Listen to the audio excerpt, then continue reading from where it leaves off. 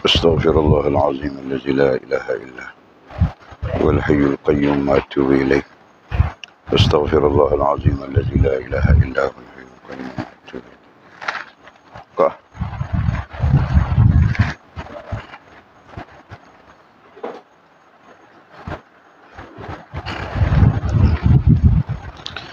اللهم صل وسلم وبارك على سيدنا محمد وعلى آله وصحبه في كل لمحة ونفس عدد ما وسعه علم الله.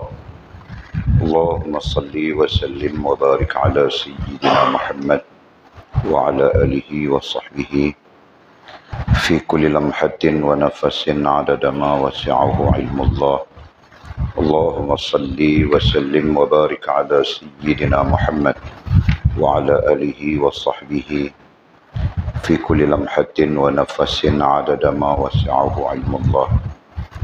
بسم الله ما شاء الله، بسم الله ما شاء الله، بسم الله ما شاء الله، وما لم يشاء لم يكن. لا حول ولا قوة إلا بالله العلي العظيم.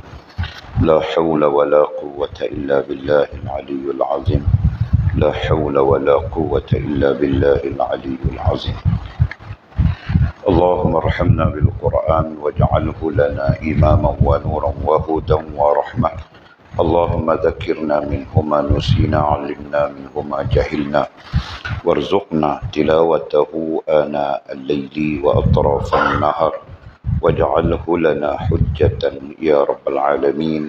اللهم افتح لنا فتوح العارفين، وارزقنا فهم النبيين، واجعلنا من عبادك الصالحين والمتقين يا رب العالمين. بسم الله الرحمن الرحيم. قال مصنف رحمه الله تعالى: نفعنا الله بعلومه وبكتابه في الدارين، اللهم آمين يا رب العالمين. وبعد قال: namun jika imanmu sudah kuat dan sempurna, maka ia akan mendekatkan kamu kepada tawakal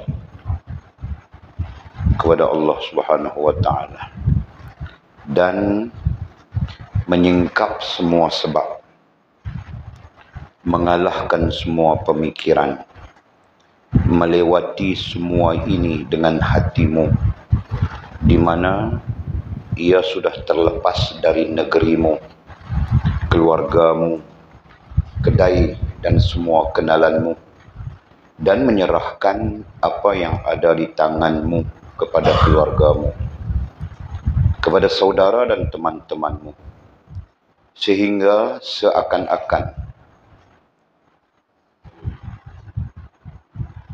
malaikat maut telah mengambil nyawamu, seakan-akan rengutan kematian telah merengutmu, seakan-akan dunia ini telah menyedut dan menenggelamkan engkau, seakan-akan gelombang kudrat telah ditakdirkan menyeretmu ke dalam samudra ilmu dan menenggelamkan engkau.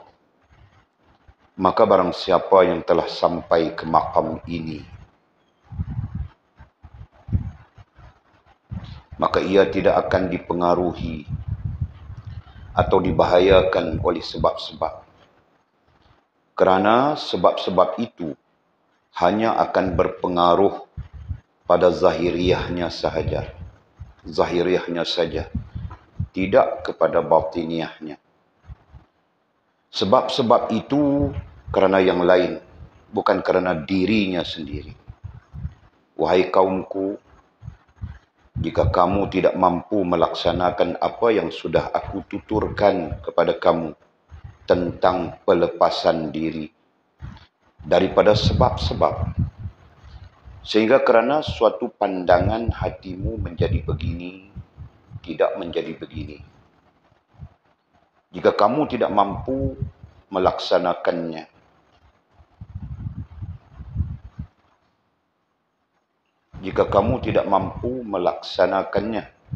secara keseluruhan, lakukanlah, yakni semampu kamu.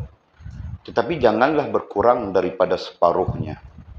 Rasulullah sallallahu alaihi wasallam bersabda: "Tafarraghu min humumid dunya mastata'tum." Berlepas dirilah kamu yakni kosongkanlah hatimu daripada cita-cita keduniaan semampu kamu. Wahai hamba, jika kamu mampu melepaskan diri daripada cita-cita dan kepentingan dunia, maka lakukanlah itu. Jika tidak, bersegeralah dengan hatimu kepada Allah Al-Haq dan bergantunglah kepada curahan rahmat-Nya, sehingga engkau terlepas daripada kedukaan dunia ini.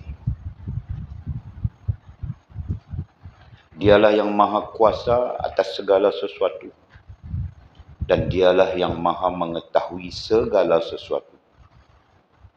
Berdiamlah engkau di pintunya dan bermohonlah kepadanya agar hatimu disucikannya daripada yang lain, dan memenuhinya dengan keimanan kepada Allah.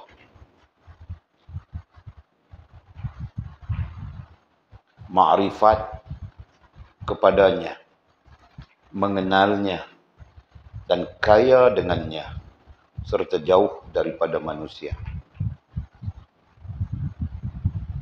Bermohonlah engkau kepadanya untuk keyakinan dan ketenteraman hatimu dengannya. Menyibukkan anggota badanmu dengan beribadah kerana taat kepadanya. Carilah segala-galanya daripadanya. Janganlah engkau cari dan tuntut dari selainnya. Janganlah engkau menghinakan dirimu kepada manusia sesamamu. Tetapi lakukanlah itu kepadanya, bukan kepada yang lain. Beramallah kamu kerananya dan untuknya, bukan untuk yang lain. Wahai hamba, kepandaian lidahmu berkata-kata tanpa diiringi dengan amalan hati tidak akan membawa langkahmu kepada Al-Haq, walau selangkah pun. Tariqat, yakni perjalanan itu adalah tariqat, yakni perjalanan hati. Dan taqarrub, yakni kedekatan itu adalah taqarrub, yakni kedekatan sir, yakni batin. Amal adalah pengamalan secara maknawi yang disertai dengan sikap sentiasa menjaga batas-batas syarak.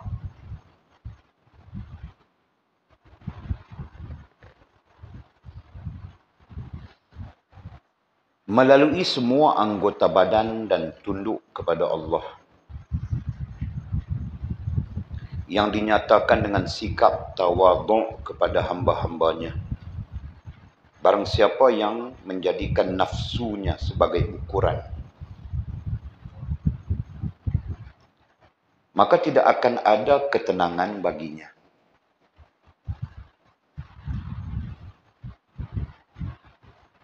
Barang siapa yang menunjuk-nunjukkan amalnya kepada manusia, maka tiadalah amal baginya. Amal itu akan wujud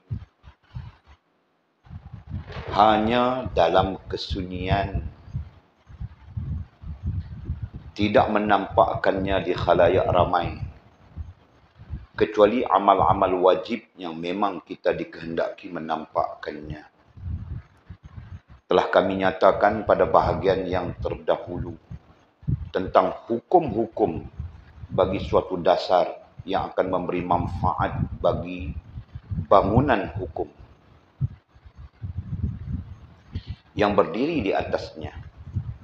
Jika bangunan itu bergeser, sedangkan dasarnya telah engkau tanam dengan kuat, maka ia akan mampu menopang bangunan tersebut.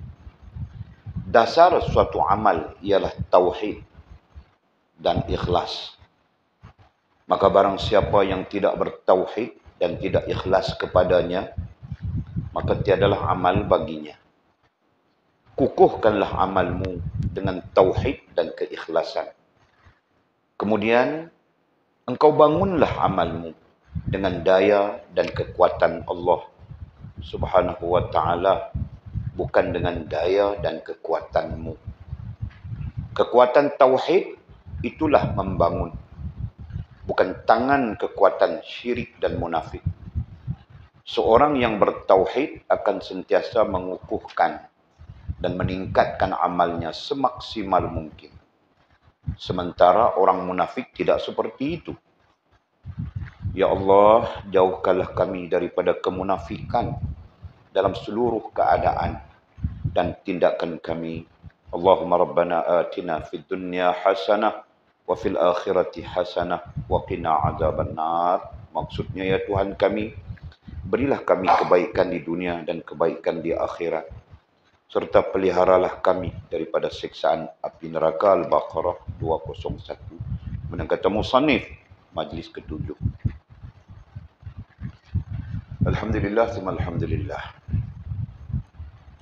Kita panjatkan syukur kepada Allah SWT kerana sekali lagi dengan limpah rahmat Allah kita pada malam yang berbahagia ini berkumpul, berhimpun secara mingguan untuk meneruskan pengajian kita merujuk kepada kitab kita Al-Fathur Rabbani oleh Maulana Mursyid Syekh Abdul Qadir Jailani rahimahullah ta'ala. Mudah-mudahan perhimpunan kita ini mendapat rahmat Allah SWT, mendapat keampunan Allah. Sekaligus mudah-mudahan Allah melimpahkan kepada kita ilmu pengetahuan, khususnya terkait dengan rohaniyah. Ya. Yang sedang kita bicarakan, yang sedang kita mengaji, yang sedang kita muzakarahkan ini adalah hal-hal yang kebanyakannya adalah berkaitan dengan rohaniyah. Jadi langsung tidak langsung ini terkait dengan pendidikan rohani ataupun tarbiyah rohaniyah, yang apa kita nak kata, yang mungkin secara umum orang-orang secara umum tidak mempedulikannya ataupun tidak menjadikannya sebagai hal penting dalam pengetahuan dan dalam mendirikan agama. Nah, kita menjadikannya hal penting.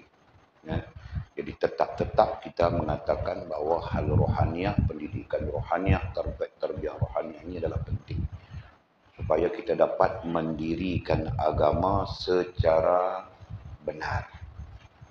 Ya, agama itu boleh didirikan secara nifaq, boleh. Bahkan ramai orang yang mendirikan agama secara nifaq, secara munafik. Ya kan? Munafik itu orangnya, tapi nifaq itu sifatnya. Berarti mendirikan agama secara nifaq, nah itu banyak, itu ramai. Kita nak keluar daripada keadaan nifaq itu. Kita nak mendirikan agama secara benar. Dengan arti kata agama yang ada ruhnya. Ya. Bukan agama kaku, bukan agama kain, bukan agama macam batu. Tapi agama yang hidup. Ya. Agama yang ada di dalam ruhnya. Yang ada di dalamnya ruh. Dan ruh bagi agama itu adalah rohaniah kita sendiri. Ya kan? Jadi mudah-mudahan rahmat Allah, tarbiyah ini, pendidikan ini akan memberi pengajaran dan pelajaran kepada kita dalam hal yang kita sebutkan tadi. Amin ya rabbal alamin. Nah, sejauh ini kita berbincang, Maulana Mursyid mendidik kita, mentarbiyah kita, berbincang dengan kita secara topik per topik, secara majlis per majlis, gitu kan. Dan kita masih lagi di majlis ke-6. Dan telah pun kita sebutkan bahawa majlis ke-6 ini adalah tentang apa? Tentang satu hal besar, satu hal yang besar, yang mesti dipandang besar oleh kita, yang menjadi penyakit, yang menjadi racun, yang sangat berbisa, lebih berbisa daripada apa yang berbisa di atas muka dunia ini. Kan? Yang dicipta, yang diwujudkan, yang dibina, yang dibuat oleh iblis untuk merosakkan Bani Adam, keturunan Adam, ya, yang namanya sombong dan takbur. Kan?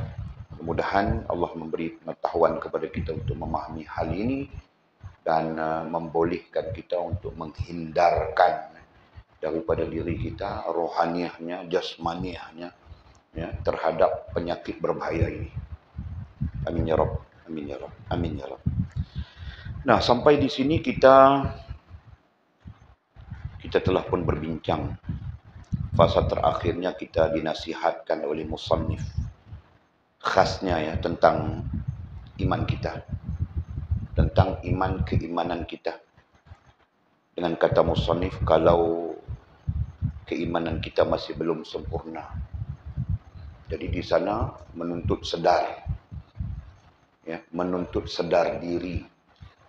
Jadi kita yang sedar iman kita sempurna ke tak sempurna, ya kan? Jadi sempurna tidak sempurna iman itu tertakluk kepada diri kita sendiri dan kita sedar atau tak sedar. Ini poin besar dia. Ya. Kalau kita tak sedar, berarti kita pun tak nampak iman kita sempurna ke tak. Ya kan? Jauh lebih buruk daripada itu. Kita duk rasa macam iman kita sempurna. Kita duk rasa macam iman kita correct and perfect, orang putih kata. Kita duk rasa iman kita dah betul dan sempurna. Rasa ini yang masalah ni. Ya kan? Rasa yang tidak disandarkan kepada nilai-nilai ilmiah, nilai-nilai ilmu. Dan inilah yang dianut oleh banyak orang yang tak terjun ke dalam dunia ilmu, tak terlibat dengan ilmu. Rasa dan perasaan ini lazim saja bagi mereka. Ya kan? Jadi kita berdasarkan kepada nasihat Maulana Mursyid kita nak keluar daripada keadaan itu. Kita nak keluar daripada keadaan rasa sempurna padahal tidak sempurna. Rasa benar padahal tidak benar. Ya, apabila dirujuk kepada ilmu. Nah, itu kita nak keluar daripada keadaan itu.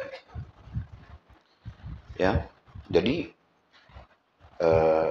sempurna tidak sempurna iman kita itu tertakluk kepada sedar diri kita. Begitu. Jadi kalau sedar diri kita, iman kita tak sempurna, apa tindakan yang kita perlu buat? Kalau tidak sedar diri itu kerana tidak ada ilmu, nah tindakannya perlu cari ilmu. Ya kan? Tindakannya perlu mengaji, tindakannya perlu belajar, tindakannya perlu mencari tahu, ya, tentang iman supaya kita boleh melihatnya, mengukurnya diri kita. Jika tidak, kita masih dalam keadaan yang perasan, masih dalam keadaan yang perasaan iman kita benar, perasaan iman kita sempurna. Nah, itu bahaya. Itu bahaya, okey? Jadi katanya selama imanmu belum sempurna, maka berhati-hatilah. Kita kena jaga-jaga. Ini nasihat dia. Nasihat Maulana Mursyid kita. Dan hakikatnya Nabi SAW pun menasihatkan yang ini juga. Kena berjaga-jaga, berhati-hati. Dalam katanya mendayungkan bahtera kehidupan. Ketika kita melalui hidup sehari demi sehari. Gitu kan. Kalau kita ukur hari, kita sebut hari. Bahkan hidup pada hakikatnya minit demi minit. Dan dari minit menjadi jam, daripada jam menjadi hari, daripada hari menjadi, itu kan hidup kita. Nah, sepanjang hidup kita terkait ukuran bagaimanapun, kita perlu berhati-hati, perlu berjaga-jaga. Berjaga-jaga dari apa? Berjaga-jaga daripada apa yang merosakkannya. Ya, karena sesungguhnya yang merosakkan itu dijadikan oleh Allah SWT untuk menguji kita. Untuk menguji kita. Antara benar dengan salah kita terhadap Allah SWT. Hakikatnya sama saja. Hakikatnya sama saja. Ya kan? Jadi mungkin semua orang perlu makan. Makan itu menjadi ujian kepada kita. Ya, dijadikan oleh Allah sebagai alat menguji kita. Yang lain perlu kepada tidur. Nah, tidur pun menjadi alat Allah untuk menguji kita. Dan begitulah hal-hal yang lain. Termasuk susah, senang dan sebagainya. Ya kan? Okey. Jadi kita, apa yang perlu kita buat, berhati-hatilah. Moga-moga apa yang kita namakan tadi hidup, dan di dalam hidup itu ada aktiviti-aktivitinya. Moga-moga aktiviti-aktiviti itu tidak menjadikan kita hamba yang rusak hubungan dengan Allah Subhanahu wa taala. Begitu. Sehingga kamu tidak memerlukan menghargai manusia. Rusaknya kita nanti, nah, kita hilang pertimbangan terhadap sesama manusia. Itu di antara di antara tanda-tanda rusaknya kita. Rusaknya hubungan kita dengan Allah SWT, sehingga kamu tidak memerlukan menghargai manusia. Jadi kita pandang orang dengan pandangan yang remeh dan merendah-rendahkan. Mungkin begitu kan? Kita orang bagus, kita pakai serban besar, kita pakai jubah, kita solat, kita zikir. Kita memandang orang-orang yang tidak seperti kita itu dengan pandangan yang rendah.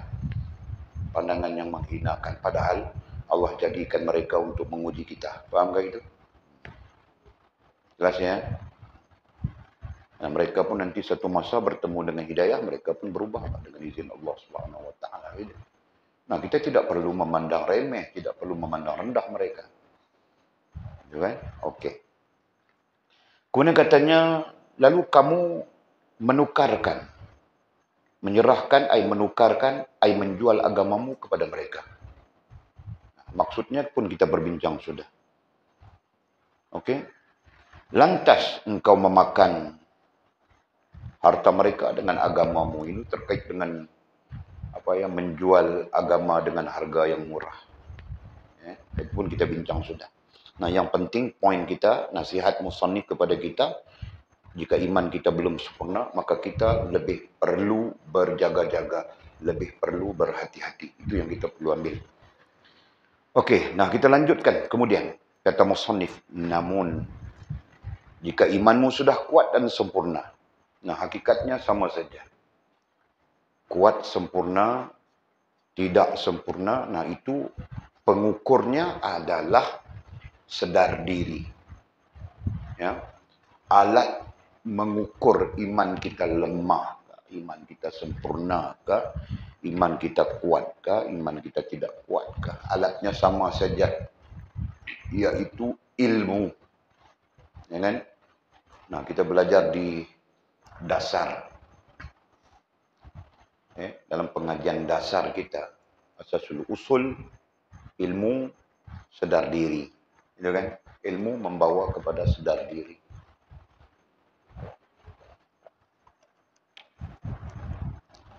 Okey. Jadi jika imanmu sudah kuat dan sempurna, apa yang akan terjadi? Maka ia akan mendekatkan kamu.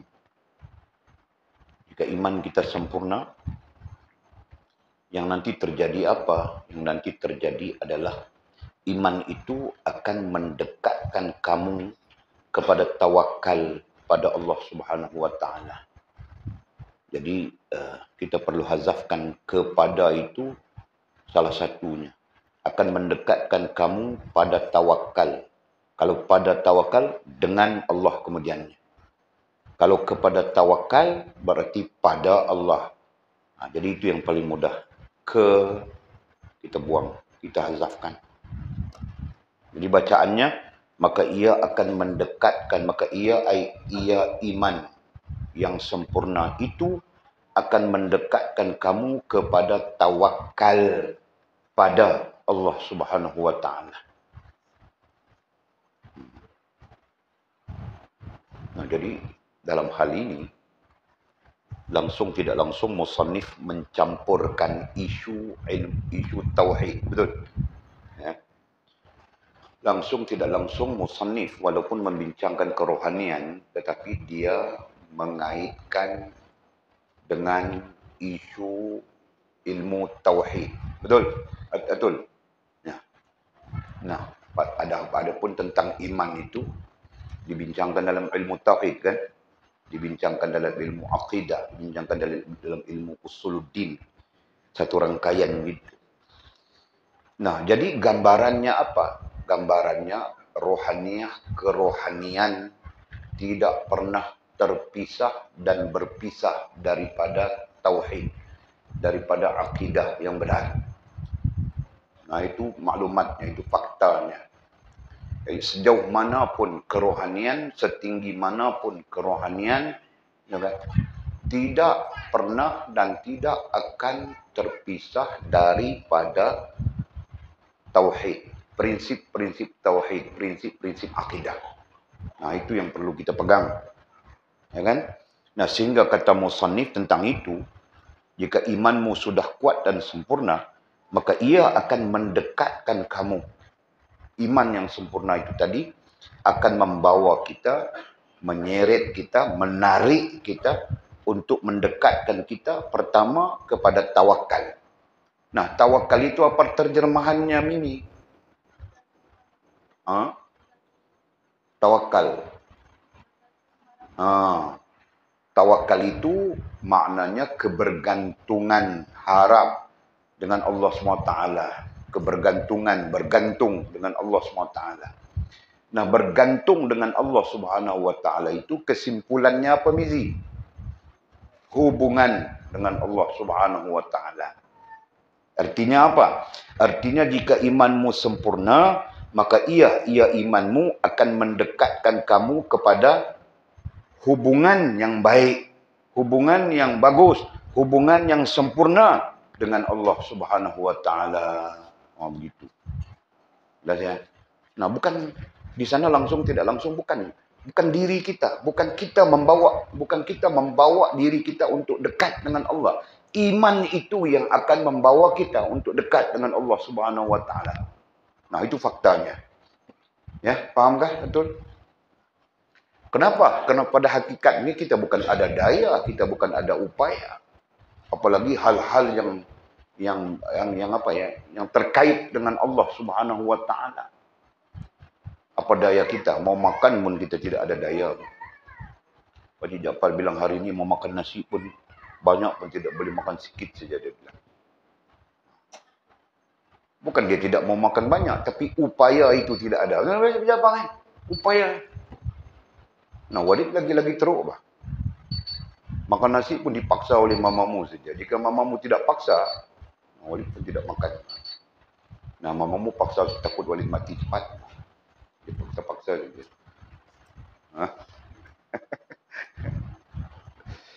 Okey. Nah, jadi kita tidak ada daya dan upaya. Itu hakikatnya. La haula wa la quwwata illa billahil aliyul azim. Betul. Ingat, melainkan Allah mengizinkan. Nah, ketika Allah Subhanahu wa taala memberikan izin, nah di sana ada sebab, ada musabab yang terkait, betul?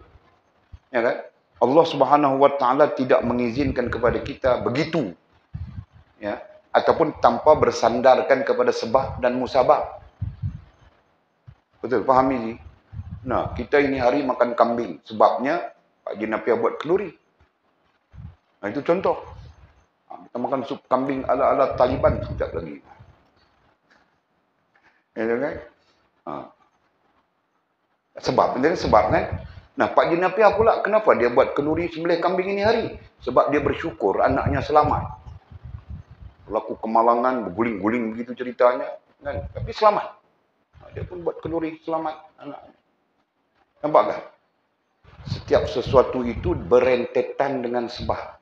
Dan Allah mentakdirkan sebab ini kepada kita. Jelas. Dan sebab itu di dalam nilai izin Allah Subhanahu wa taala. Apapun bentuknya, bagaimanapun keadaannya, apapun halnya, nah, tertakluk dengan izin Allah Subhanahu wa taala. Fakta itu jelas. Okey. Nah, jadi balik kita kepada hal yang kita sebutkan tadi nanti, ya, di sini, ya. Bukan upaya kita untuk apa? Untuk membina hubungan yang baik dengan Allah SWT. Bukan upaya kita. Kita sendiri tidak tahu. Betul? Kita sendiri mana tahu macam mana nak berhubungan dengan Allah. Begini. Sampai-sampai kepada sempurna hubungan dengan Allah, kita mana tahu. Melainkan, melainkan Allah Subhanahu wa taala yang mengangkat kita. Ketika Allah Subhanahu wa taala mengangkat kita, pasti di sana akan terkait dengan sebab dan musabab. Nah, jadi balik kepada isu yang kita sebutkan tadi. iman kita itu nanti menjadi sebab hubungan kita semakin baik, semakin bagus dan sempurna dengan Allah Subhanahu wa taala. Di situ kepentingannya tadi apa? Iman. Ya kan? Nah, ini juga sebagai jawaban kenapa kita perlu belajar ilmu tauhid. Kenapa kita perlu belajar ilmu usuluddin, tahqiq ataupun disebut secara umum ilmu akidah. Nah, jawabannya seperti disebutkan tadi. Karena nantinya itu akan menjadi sebab pada iman kita bagus, iman kita sempurna. Dan menjadi sebab kepada hubungan kita nanti bagus, baik, sempurna dengan Allah Subhanahu wa taala. Masya Allah, tabarakallah, sangat ilmiah. Nah, okey. Maka ia iman. Iman yang sempurna itu tadi akan mendekatkan kamu. Nah, boleh sebut mendekatkan tadi, membawa kita, mengheret kita, menarik kita, ya. Mendekatkan, menarik kita, kamu di situ kepada tawakal. Nah, terhubung begitu. Jadi kalau kita strukturkannya, iman yang sempurna. Iman sempurna, ya. Nanti menarik kita kepada apa? Tawakal. Tawakal, ya. Menarik kita kepada tawakal. Nah, tawakal ini nantinya membawa kepada sempurna hubungan dengan Allah. Nah, adapun sempurna hubungan dengan Allah ini menjadi tujuan kita, kan? Menjadi tujuan kita. Menjadi matlamat kita. Betul-betul. Paham kan? Kalau dalam konteks ilmu kerohanian, sempurna hubungan dengan Allah SWT itu adalah pencarian. Mereka menggunakan istilah pencarian. Pencarian para salik katanya. Ya kan? Orang-orang salik, para salik, nah mereka mencari kesempurnaan hubungan dengan Allah Subhanahu wa taala. Itu bahasanya orang-orang kerohanian. Nah, terserah kita. Mau menggunakan bahasa itu silakan. Tidak menjadi kesalahan. Oke? Seterusnya apa jadi? Apabila sempurna hubungan dengan Allah SWT, nantinya apa? Allah Subhanahu wa taala apa? Allah SWT akan katanya dan menyingkap semua sebab. Tadi kita sebut sebab, kan? Jadi hubungan itu nantinya bermula daripada iman yang sempurna itu nantinya menjadikan kita, menyeret kita, membawa kita kepada tawakal. Tawakal membawa kita kepada sempurna hubungan dengan Allah. Nah, sempurna hubungan dengan Allah itu menjadi sebab. Tadi kita sebut menjadi sebab juga, kan? Nah, sekarang Allah menyingkap semua sebab. Maksud mudahnya ialah kita akan difahamkan oleh Allah Subhanahu wa taala semua sebab-sebab yang daripadanya terjadi sesuatu, berlaku sesuatu. Paham tak? Nah, jadi tadi kita sebut tentang sebab. Allah mengizinkan kepada kita dengan sebab. Nah, nanti Allah Subhanahu wa taala akan menyingkapkan. Apa menyingkapkan? Membuka, ya kan? Menyingkapkan, membuka dan memahamkan kita dengan sebab-sebab itu. Nah, ini pun satu hal penting dalam kerohanian. Jika kita tidak memahami sebab, kita akan bersandar kepada sebab. Kita akan bertawakal kepada sebab, bukan kepada sang pemberi sebab. Faham tak? Nah, itu secara ilmunya begitu. Jelas? Ya? Jadi macam mana? Contohnya macam mana? Orang sakit. Kemudian dia makan obat, dia sihat. Segar bugar dia. Nah, dia sama ada bersandarkan kepada ubat itu yang menyebabkan dia sembuh, atau dia bersandarkan kepada Allah Subhanahu wa taala yang memberi dia kesembuhan. Faham tak? Nah, itu contoh. Kita contohkan dulu, ya, orang sakit. Orang sakit, dia sakit. Kemudian dia sihat ya. Nah, jadi ada, kalau dari sudut, melihat daripada sudut di sini, ada dua. Satu, obat. Obat yang dimakannya. Kedua, Allah Subhanahu wa Ta'ala. Nah, lazimnya orang akan meletakkan apa? Lazim. Obat yang kasih dia sembuh kan? Nah, lazimnya begitu. Ya, orang akan bercakap, dia makan ubat ni dia sembuh. Lazim. Lazim artinya biasa. Biasanya orang akan bercakap begitu. Macam mana orang boleh sembuh daripada apa penyakit sekarang ni, macam-macam penyakit apa itu? Macam mana orang boleh sembuh? Oh ya, aku makan ubat ni, ubat itu, ubat ni, ubat itu. Lazimnya orang bercakap begitu. Ya kan? Soalnya apakah obat itu boleh menyembuhkan? Tak kira lah obat kah, apakah. Apakah yang namanya sang obat itu mempunyai kudrah yang sempurna sampai-sampai boleh menyembuhkan kita yang sakit. Fahamkah persoalan ini? Nah, jadi kalau obat tidak mempunyai, yang mempunyai kudrah Allah SWT, berarti Allah lah yang menyembuhkan. Lalu ubat ini apa kategorinya? Nah, ubat ini kategori sebab. Fahamkah? Nah, begitu pandangan rohaniah. Perlu begitu, perlu macam tu. Jelas ya? Nah, jadi begitulah hal-hal yang lain. Kita kiaskan dalam hal-hal lain sama saja. Ya. Jadi sebab-sebab disebut. Benar kan? Jadi semua sebab katanya. Allah akan menyingkapkan, Allah akan membuka kepada kita untuk memahami sebab-sebab. Semua sebab katanya. Jadi semua sebab itu mewakili semua hal. Supaya apa? Supaya kita tidak nantinya bergantung kepada sebab ini. Kita akan bergantung kepada Allah Subhanahu wa Ta'ala. Jelas? Ya, kita tidak akan melihat, tetap melihat ya. Kita tidak akan bergantung dengan sebab. Kita akan bergantung dengan Allah Subhanahu wa Ta'ala. Boleh fahamkah? Kau faham ini? Okey. Kau faham Atul? Okey. Jadi katanya, ulang ya. Maka ia iman yang sempurna itu nanti akan mendekatkan menarikmu, membawamu kepada tawakal. Kepada tawakal itu rajahnya masih ada. Kepada tawakal. Nah, kemudian kita tafsirkan tawakal itu apa? Hubungan yang baik, yang bagus dengan Allah SWT.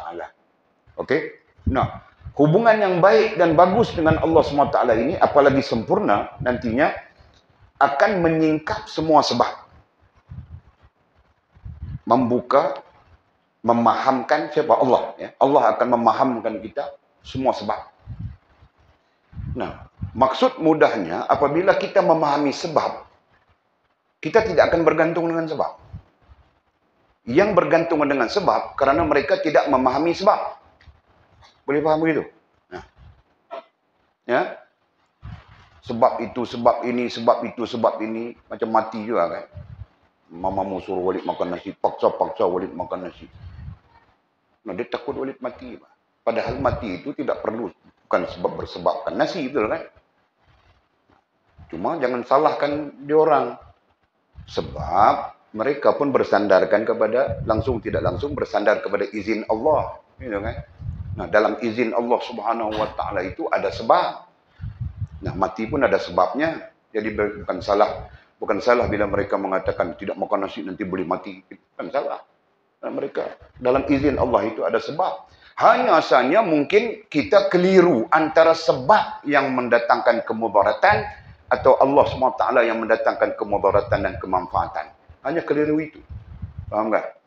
Nah, jadi kalau ditanya kenapa mungkin keliru? Nah, itu ilmu. Ya, ilmulah yang membebaskan kita daripada keliru. Ilmulah yang membebaskan kita dengan izin Allah daripada kecelaruan. Nah, langsung tidak langsung apa yang kita sebutkan di sini menggambarkan keliru ataupun kecelaruan, betul kan? Nah, kalau mereka bersandar kepada sebab, melalaikan Allah SWT, nah berarti mereka keliru di antara yang boleh mendatangkan kemudaratan dan kemanfaatan. Betul? Boleh faham kan? Okey. Jadi Allah Subhanahu Wa Taala akan menyingkap semua sebab, menyebabkan kita faham. Oh, kita faham, oh ini sebab, ya. Adapun yang sebenarnya adalah Allah Subhanahu Wa Taala. Kadang disebut pada hakikatnya, begitu kan? Sebab pada hakikatnya, karena kita ada duit, kita pun boleh beli durian, musang king, apa king. Nah, sebabnya duit. Pada hakikatnya memang Allah mau kasih kita rezeki makan durian, kan? Nah, itu contoh. Okey. Kemudian apa lagi? Mengalahkan semua pemikiran. Apabila Allah singkapkan, kita memahami sebab. Dan nanti, apa yang disingkap oleh Allah SWT itu mengalahkan semua pemikiran. Apa maksud mengalahkan semua pemikiran? Mengalahkan semua pemikiran yang tidak menghubungkan kita dengan Allah SWT. Nah, itu maksudnya. Kan? Mengalahkan semua pemikiran yang tidak menghubungkan kita dengan Allah. Nah, macam kita sebutkan tadi, pemikiran lazim, ya, pemikiran lazim pada orang-orang yang mungkin mereka tidak terdedah kepada ilmu dan sebagainya. Nah, pemikiran mereka tetap terikat dengan sebab, betul? Ya. Boleh faham tak? Boleh faham tak, rantau? Lazim orang yang mungkin mereka tersisih daripada ilmu dan sebagainya, mereka lazim bersandar kepada sebab. Macam kita sebutkan tadi. Ya, mungkin saja boleh dikatakan mereka nanti ada percentage begitu kan. Percentage sandar kepada ubat 80%. Nah, kita katakan 90%. Nah, ini kita muhasabah. Kita perbesarkannya 90%, nah bersandar kepada ubat. 10% saja bersandar kepada Allah. Mungkin begitu kan? Ini kemungkinan yang berlaku. 90% dia kuat bersandar kepada ubat. 10% saja dia bersandar kepada Allah Subhanahu Wa Taala. Soalnya apakah ini benar? Ya. Nah, kita pun tidak dapat menafikan orang awam, nah dia mungkin termasuk di dalam rukhsah, termasuk di dalam keringanan gitu kan. Bersandar kepada sebab. Kemudian bersandar kepada Allah 10%. Ya, di mana dia bersandar kepada Allah 10% itu, di mana? Di Alhamdulillah. Di situ kan? Nah, ketika dia mengucapkan, Alhamdulillah saya sembuh sudah. Nah, di situ. Mungkin 10% kita andaikan. Kan? Nah, yang lain 90% yang standar pada ubat saja. Nasib baik ada ubat ini. Jika tidak ada ubat ini, nasib baik ada itu, nasib baik ada orang itu, nasib baik ada PM10, nasib baik ada... Ya kan? Jadi semuanya bersandar kepada sebab 90%. 10% saja bersandar kepada Allah Subhanahu Wa Taala. Nah, dalam konteks kerohanian, apakah ini dibenarkan? Jawapannya tidak. Ya. Jadi, kalaupun dibenarkan, itu hanya bagi orang awam, ya, yang belum tahu dia. Tapi dia berdosa karena mereka tidak terlibat dengan ilmu. Mereka tidak mencari pengetahuan. Mereka tidak mau belajar. Nah, mereka berdosa dari sudut itu. Ya. Dan hukumnya disebut sebagai fasik. Nah, mereka terus fasik saja. Paham kan? Nah, kita sudah sebut dasarnya ilmu. Itu nomor 1. Dari ilmu ini membawa kepada sedar diri. Dari sedar diri ini membawa kepada Allah terima diri. Dari Allah membawa terima diri ini membawa kepada terakhir adalah sempurna. Sempurna hubungan dengan Allah.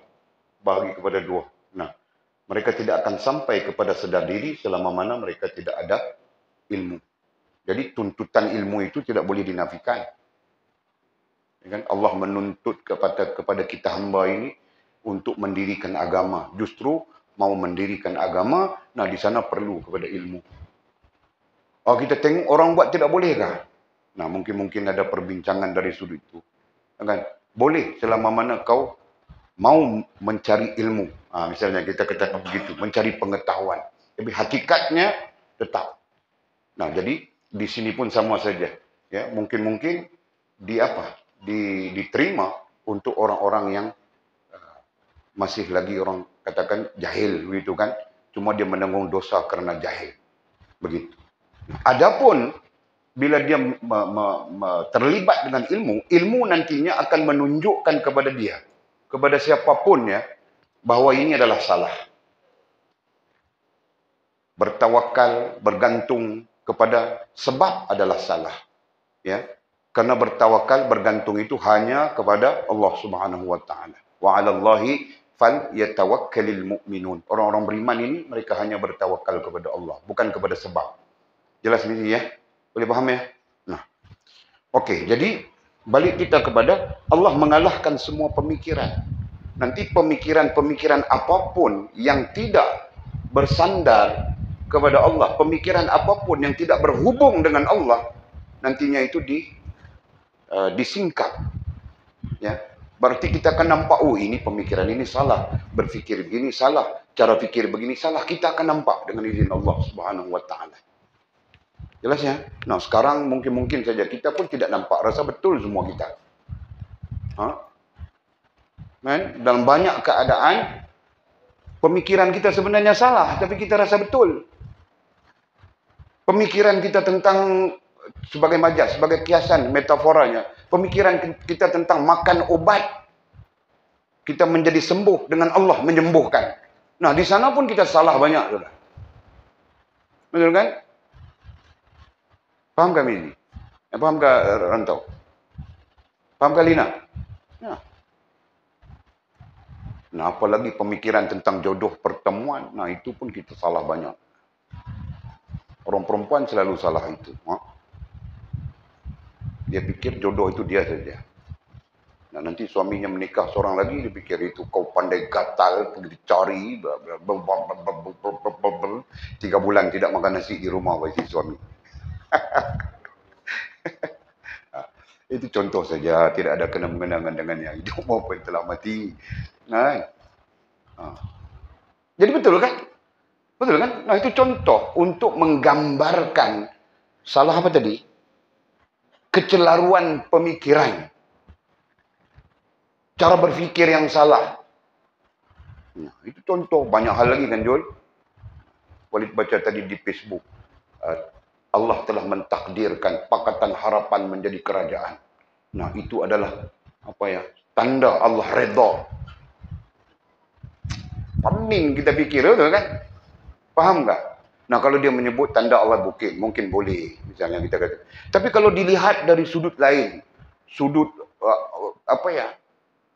sudut berjanjinya, semuanya bohong saja. Ya kan? Boleh faham tak kita sebut begitu? Nah, kalau begitu berarti orang tidak solat pun dia boleh cakap. Allah mentakdirkan aku tidak solat. Nah, nanti sampai masanya Allah takdirkan aku solat, baru aku solat. Jadi dia pun boleh cakap macam itu. Kenapa? Pemikiran. Ini tentang pemikiran. Selalu keliru pemikiran. Dan lebih buruk daripada itu, pemikiran-pemikiran itu tidak menjurus kepada hubungan yang betul, hubungan yang benar dengan Allah Subhanahu wa taala. Semuanya bermula daripada tak nampak. Ya kan? Jadi pengaruh kepada nampak hal-hal ini apa? Iman. Itu maksudnya. Masya Allah. Tabarakallah. Jadi kita pun, macam-macam salah pemikiran kita.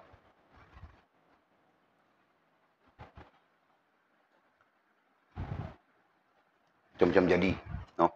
Salah pemikiran. Pemikiran yang salah. Dalam hal hubungan dengan Allah SWT. Masya Allah. Apa lagi? Melewati semua ini dengan hatimu katanya.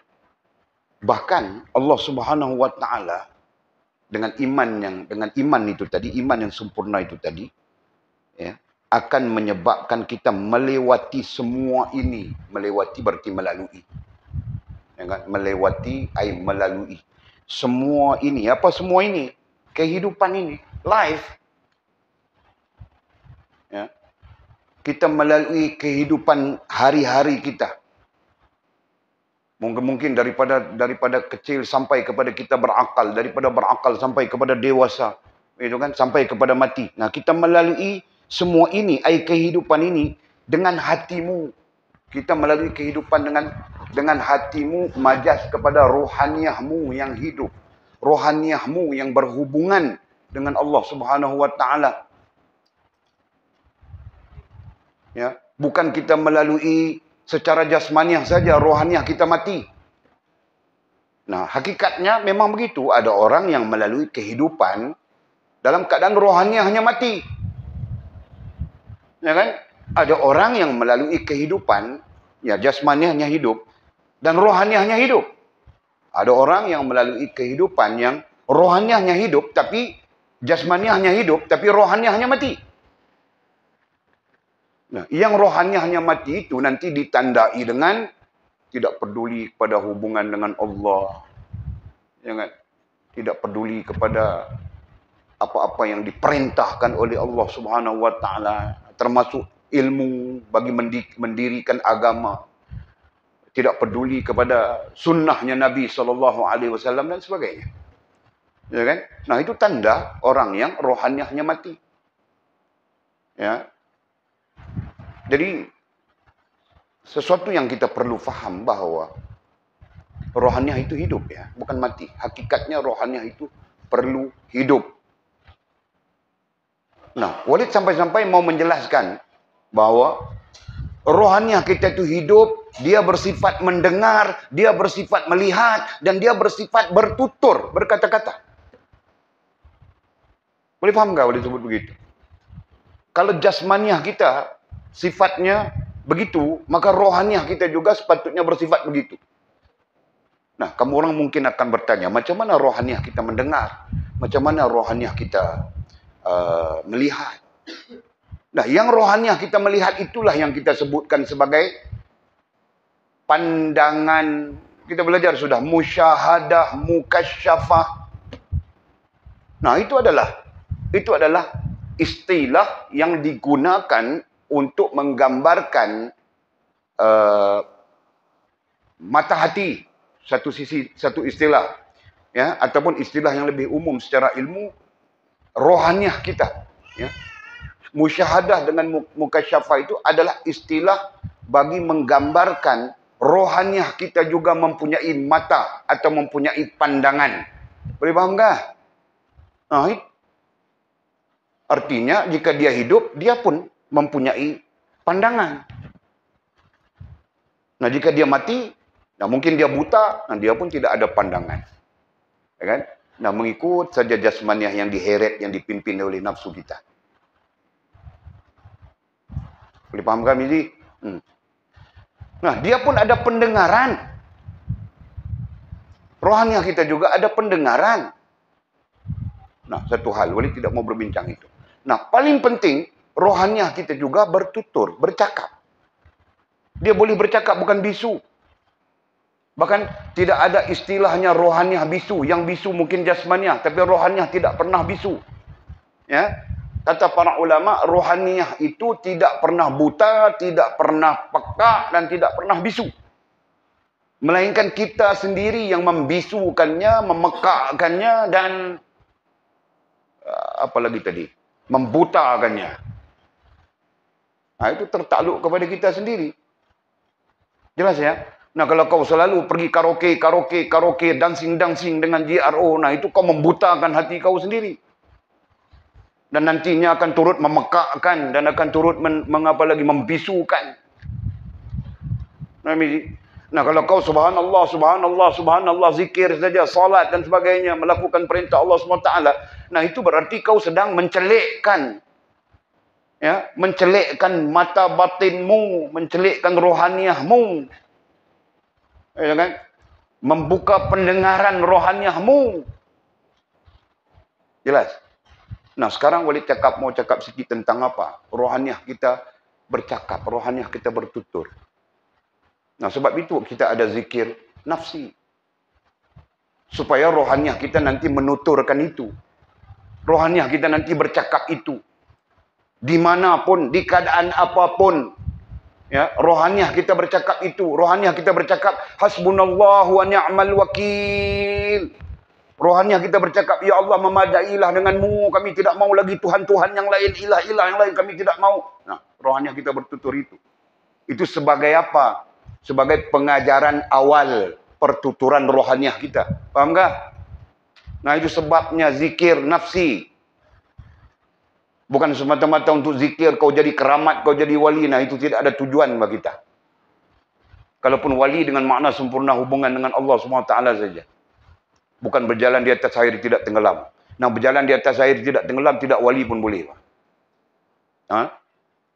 Allah menjadikan burung-burung itu bukan jalan di atas air, dia macam-macam hal lagi. Betul, Miji? Nah, kalau fikir berjalan atas air tidak tenggelam, sama saja dengan semut kita. Semut pun tidak tenggelam atas air, kan? Aku tengok sendiri, dia tidak tenggelam. Oh. Betul? Okey, nah faham sekarang sudah. Kiaskan kepada hal yang lain. Nah, rohaniahmu bercakap, hasbunallah wa ni'mal wakil. Rohaniahmu bercakap, la hawla wa la quwwata illa billahil aliyil azim. Rohaniahmu bercakap, la ilaha illa anta subhanaka inni kuntu minaz zalimin. Rohaniahmu bercakap, iyyaka na'budu wa iyyaka nasta'in. Rohaniahmu bercakap, la ilaha illallah wahdah la syarikalah. Nah, boleh bayangkan apa? Kau boleh bayangkan apa, Mimi? Nah, rohaniahmu tidak sesat kalau itu bicaranya. Kalau itu bercakapnya. Kalau itu pertuturannya. Nah, rohaniahmu tidak sesat. Jika rohaniahmu tidak sesat, nanti jasmaniahmu juga akan turut. Akan menurut rohaniahmu. Paham ini sekarang? Jadi syukur alhamdulillah kita di sini diajar, belajar sekurang-kurangnya untuk mendidik rohaniah kita bertutur. Mendidik rohaniah kita bercakap. Nah, mungkin 2-3 bulan, 4-5 bulan, setahun. Sebelumnya, rohaniah kita bercakap macam-macam. Kita pun tidak tahu sudah. Betul? Nampak kah? Nampak kah, mem? Mem besar? Ha? Sekurang-kurangnya, faham sudah. Kenapa tiba-tiba Walid mengajarkan zikir nafsi? Ya kan? Nah, kita mendidik rohaniah kita supaya pertuturannya dalam lingkungan yang kita sebutkan tadi. Nah, boleh saja rohaniah kita bertutur macam-macam. Nganga kedai kopi, pergi dangdut, pergi karaoke. Nah, rohaniah kita pun dia berdasarkan kepada bagaimana kita membenanya. Nah, kalau kita bina dengan dunia, tidak menghubungkan dengan Allah, nah dia nanti bertutur untuk itu. Nah, kalau kita membenanya dengan zikir nafsi sebagai contoh kita sebutkan tadi, itulah pertuturannya. Nanti dia pun akan menuturkan itu. Kau sedang makan, dia akan menuturkan itu. Kau sedang minum, dia akan menuturkan itu. Kau buat apapun, dia akan menuturkan itu. Betul? Nah, mudah-mudahan dari situlah akan menjadikan kita jauh daripada hal-hal yang dimurkai oleh Allah.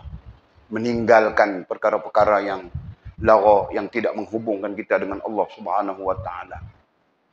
Faham ji? Nah, bukan saja-saja Walid ajar itu. Dan bukan saja-saja Walid diajar dengan itu. Nah, itu antaranya. Jadi rohaniah kita nanti menuturkan yang baik saja, yang berhubungan dengan Allah saja, itu kan? Ini rohaniah kita, bukalah telefon tu. Mau tengok apa? Tengok orang miskin yang tidak ada baju tu. Ya kan? Jangan main-main, itu betul, Pak. Itu satu pandangan yang betul, ilmiah itu. Nah, siapa yang mengajar kita untuk, padahal kita banyak lagi kerja mau buat, tengok kitab, fikir apa yang belajar tadi, banyak lagi. Nah, suara-suara rohaniahmu yang sudah sesat, yang sudah menyeleweng, nah, mengajakmu untuk melihat sesuatu yang tidak dibenarkan misalnya. Faham kan rantau? Faham Jul? Jadi kita perlu perbetulkan. Jelasnya? Okey. Nah, jadi katanya melewati semua ini dengan hatimu supaya kita melaluinya. Melalui apa? Kehidupan ini dengan rohaniah kita yang hidup. Hatimu ai rohaniah kita yang hidup. Baik. supaya kita nanti senang untuk menjelaskan kepada orang lainnya. Jangan melalui semua ini dengan hatimu atau rohaniah kita yang mati, jangan. Nah, kan? Kalau kita melalui dengan rohaniah kita yang mati, nah di sanalah kita tidak ada sedar, kita tidak ada sedar diri. Ya, kan? Apabila kita tidak ada sedar diri, nah kita tidak akan nampak Allah Subhanahu wa taala. Kita akan nampak diri kita dan apa yang ada di sekitar kita. Kita akan nampak itu saja. Nah, sisi lain, nah kita akan nampak sebab saja. Kita tidak akan melihat musababnya. Sang pemberi sebabnya, Allah Subhanahu wa taala. Nah, berarti kita tidak akan nampak keagungannya, kebesarannya, dan kasih sayangnya kepada kita hamba ini, kita tidak akan nampak.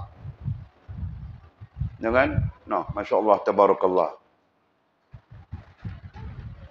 Okey, apa lagi? Di mana ia sudah terlepas dari negerimu. Nah, nanti apabila kita melihat itu semua, kita memahami itu semua, nah kita akan, dia bilang sudah terlepas. Kalau ikut teks Arabnya, kita bersedia untuk melepas. Jadi perbetulkan, bukan sudah terlepas ya.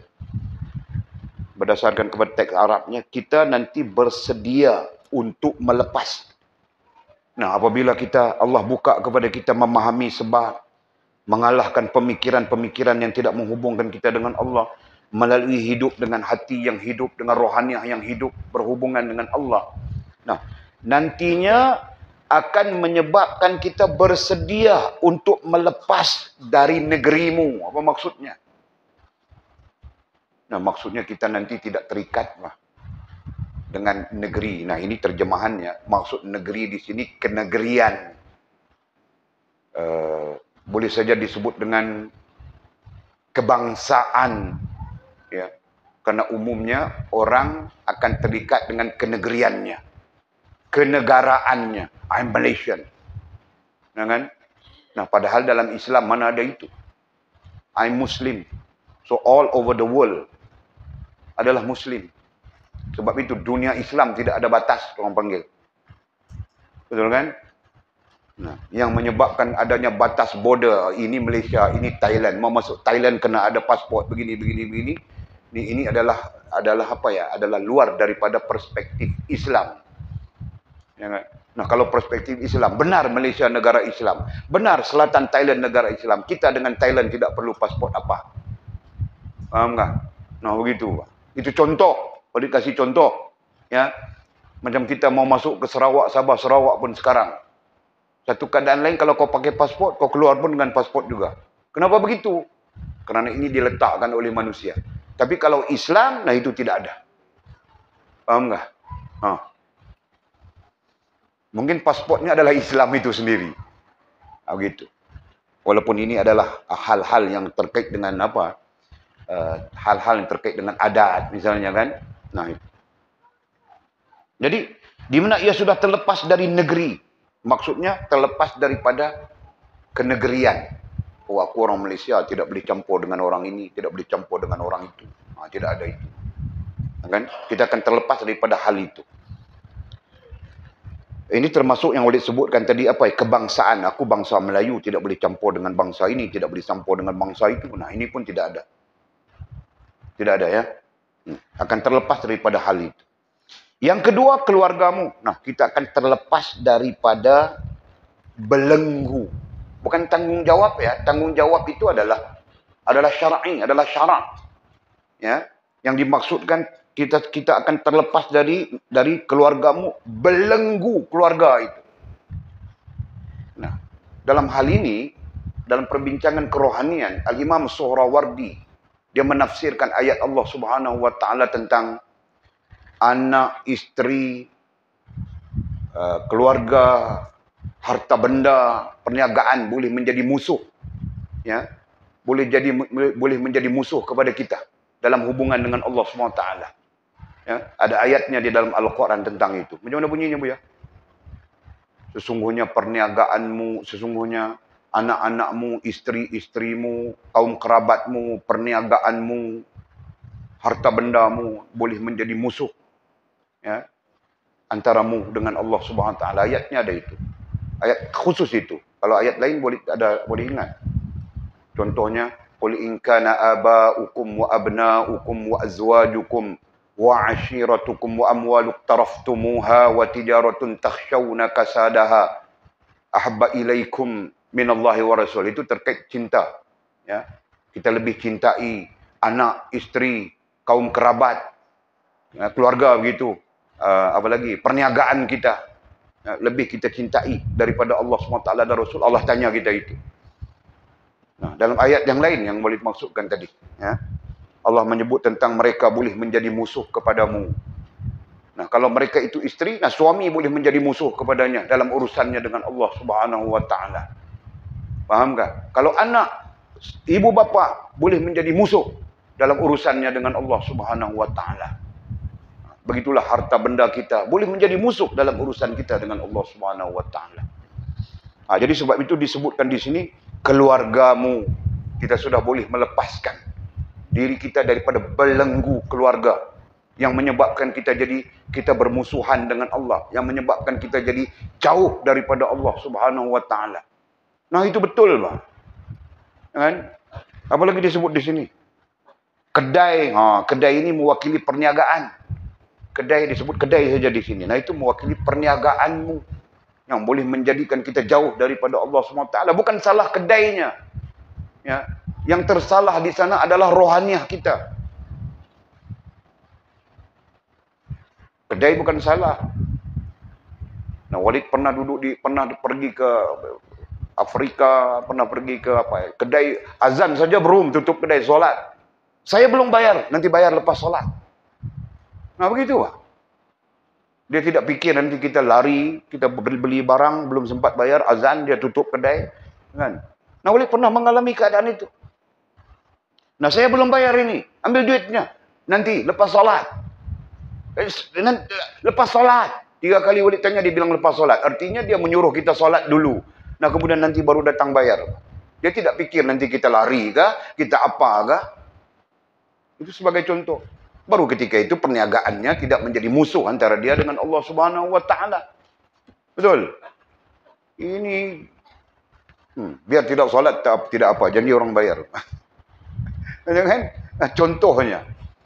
Itu contoh saja boleh disebut. Itu maksudnya. Jadi keluargamu, kita terlepas daripada belenggu keluarga. Nah, keluarga pun alhamdulillah mungkin nanti Allah ubah mudah saja. Jangan ini malam kita janji mau pergi ke Lotus beli barang. Janji sudah. Tapi ini malam ada mengaji di pondok Walid. Jomlah kita pergi pondok, tak payahlah pergi Lotus ini malam. Kita mengaji dulu, mengaji lebih aula daripada. Nah, keluarga akan jadi begitu, Bang. Faham tak? Bukan dia semalam janji mau pergi Lotus, ini cakap mau pergi mengaji, itu munafik, Pak. Cakap janji bohong saja. Dia hantam kita munafik. Ya kan? Walid pernah diceritakan oleh seorang kawan. Nah, isterinya marah begitu. Dia lupa, dia berjanji karena isterinya kelang-kabut begitu, mau pergi ke shopping. Ya kan? Jadi dia pun ya okeylah nanti malam lah. Begitu. Nah, tiba malam itu ada kuliah, ada mengaji. Walid mengajar kalau tidak salah Walid di Permatang Janggus pada ketika itu. Permatang Janggus. Ini Janggus kita, Permatang Pau. Jadi dia pun mau datang kuliah dulu karena dia memang mengikuti kitabnya, kita mengajar di situ. Nah, bergaduh dia dengan istrinya bilang dia munafik. Nah, dia selepas mengaji dia cerita dengan Walid begitu. Istrinya cakap dia munafik, berjanji bohong, berjanji berdusta, itu munafik. Nah, aku tengok. Nampakkah itu dipanggil, istilahnya itu dipanggil belenggu. Ya. Yang menyebabkan si lelaki, si suami ini terpaksa mencari jalan untuk menyempurnakan sesuatu yang mungkin tidak akan menghubungkan dia dengan Allah SWT pun. Memuaskan diri saja, betul? Nah, itu dipanggil belenggu. Anak pun begitu, isteri pun begitu. Nah, pada seorang isteri, nah suaminya mungkin begitu. Belenggu. Nah, kan? Yang tidak membawa mereka untuk berhubungan dengan Allah, itu pada sisi isteri. Masya Allah, tabarakallah. Tadi disebutkan tadi, kedai mewakili perniagaan. Dan semua kenalanmu katanya. Dan semua kenalanmu. Ya, berarti orang-orang yang kita kenal. Kita bersedia untuk di mana ia sudah bersedia untuk melepaskan tadi. Kita bersedia untuk melepaskan semua kenalanmu. Nah, kenalan itu bukan setakat kenalan. Maksudnya orang-orang yang mungkin kita ada interest, ada kepentingan dengan mereka. Kan? Nah, kita bersedia untuk melepaskan. Nah, kalau Mizi ada namanya Yana, kenalannya, yang dia ada kepentingan dengan Yana itu. Penghibur hatinya ketika syahdu, ketika sendu, ketika dengan, nah dia bersedia untuk melepaskan kenalannya itu atas nama untuk berhubungan baik dengan Allah Subhanahu wa taala. Begitu maksudnya. Nah, kamu pun serupa juga. Kan? Yang perempuan-perempuan bersedia untuk melepas bangla-bangla itu. Kan? Abang-abang bangla itu. Demi untuk apa? Untuk berhubungan baik dengan Allah Subhanahu wa taala. Nah, begitu juga nantinya benda sama saja. Bersedia melepaskan benda apapun yang menyebabkan kita tidak berhubungan dengan Allah Subhanahu wa taala. Nah, Walid melepaskan memancing. Tahukah, Walid punya gila mancing, bukan main dekat-dekatnya, main 3.000 pun kami bayar, bah. Tahukah, mau memancing. Itu dulu. Nah, aku lepaskan semua itu, lepas. Macam itu. Selagi kita tidak melepaskan, nah kita terbelenggu dengan dia. Betul. Ketika kita terbelenggu dengan dia, kita akan mencari jalan untuk memberi kepuasan kepadanya dan kepuasan kepada kita sendiri. Dan kita tidak peduli, kita lalai dengan Allah Subhanahu wa taala. Betul kan? Allah, Masya Allah. Nah, melepaskan semua kenalanmu. Orang-orang yang kita kenal, yang di sana ada interest macam Walid tadi. Walid melepaskan kenalan-kenalan yang selalu ajak Walid pergi memancing di Koh Samui. Itu tempat memancing saja. Ada 2 jenis memancing. Satu pancing ikan di air. Pun syok sana. Lagi satu tak payah pancing. Kau pergi duduk di pantai tengok orang bugil saja. Pun syok juga, Pak. Masya Allah. Nah, lepaskan. Ku lepaskan ini. Ini kenalan ini mungkin membawa aku jauh daripada Allah. Lepaskan. Nah, jadi inilah maksudnya. Kita melepaskan ya kenalan-kenalan yang tidak menghubungkan kita dengan Allah Subhanahu wa taala. Apalagi? Dan menyerahkan apa yang ada di tanganmu kepada keluargamu. Ya, kita bersedia sudah untuk menyerahkan apa yang ada di tangan kita kepada keluarga. Ya, kau mau apa? Kereta, ambil. Kau mau apa? Rumah, ambil. Kau mau apa? Ambil. Kita sedia sudah. Ini maksudnya, pahamkah? Kita tidak tidak takut untuk melepaskan hal-hal sebegitu. Boleh paham ya?